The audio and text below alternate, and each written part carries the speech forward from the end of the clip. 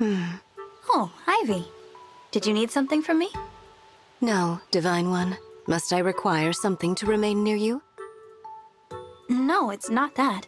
I see. Then please, feel free to ignore me. I would, but it's difficult to ignore the anger on your face. The Kingdom of Elusia worships the Fell Dragon, doesn't it? If that's the case, I can certainly see why you would feel uncomfortable around me. You can't imagine how I feel. Well, if you can explain it, I'd love to understand. It might reduce this distance between us. True, but we should get used to each other first. We'll talk when we're more comfortable. For now, I will leave you be and worship from afar. Worship? Ivy, do you think maybe it's time we talked? Whatever you're feeling toward me, I'm prepared to listen. As allies, I'd like there not to be walls between us. Very well. I am rather more comfortable around you now, so I suppose it's time. I'm glad to hear that. Can we start with why you seem to have such anger toward me? I love you. Huh? I love you, Divine One. My feelings began long before I met you. Understand, I do not mean romantically.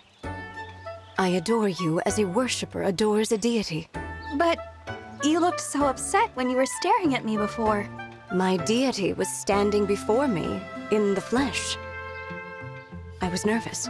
Oh. Do you understand now? Yes. Thank you for sharing that. Like you as well, Ivy. Yes. May I be excused? Oh, yes. Yes, of course. And, I'm sorry. We'll speak again later, Divine One. Ivy, can I ask why you call me your deity? During all the hardest moments of my life, the one thing I could turn to was the Divine Dragon. My faith in you gave me strength to survive. Survive what, exactly? My whole world. The place where I was born. Elusia Castle is a den of treachery and double-dealing. No one is safe there, and the worst part is, I had no escape. My mother was at the center of every scheme. I was forced to be near every foul conspiracy. Your own mother. In her world, every smile is a dagger looking for a back to stab. I hated that place. I hated what it did to everyone who set foot there. The one thing that kept me from despair was my faith. My faith in the Divine Dragon. But why me? At first, I worshipped merely to be contrary.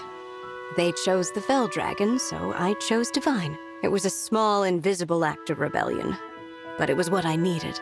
The more I thought about you and your life, the more I knew I didn't belong in the castle. I'm glad to have been some help, if only indirectly. Forgive me.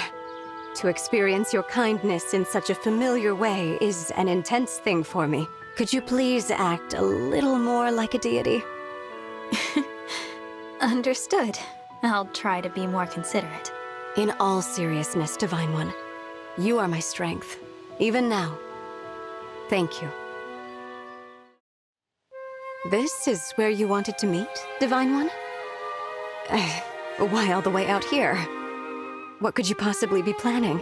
I have something important to talk to you about. That doesn't explain why you picked this place. I would happily speak with you anywhere. I wanted to be alone with you. I see. Well, here we are. Are you okay? You're blushing. I am. Oh, of course I am. It's all right. Whatever you have to say to me, I am prepared to hear it. Proceed. Very well. Princess Ivy, please accept this ring as a token of my favor. That's the Pact Ring. The Divine Dragon bestows this gift only to deepen the most meaningful bond. Knowledgeable as ever. You're really giving this to me? There is no one I would rather have by my side.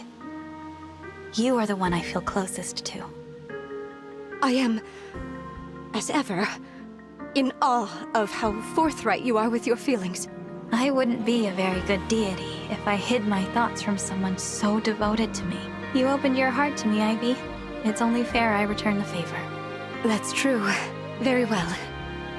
In that case, I accept. Good. I already feel so much closer to you. A bond with the Divine Dragon is more than I ever dared hope for. Thank you. Now and forever, you have my endless devotion and adoration.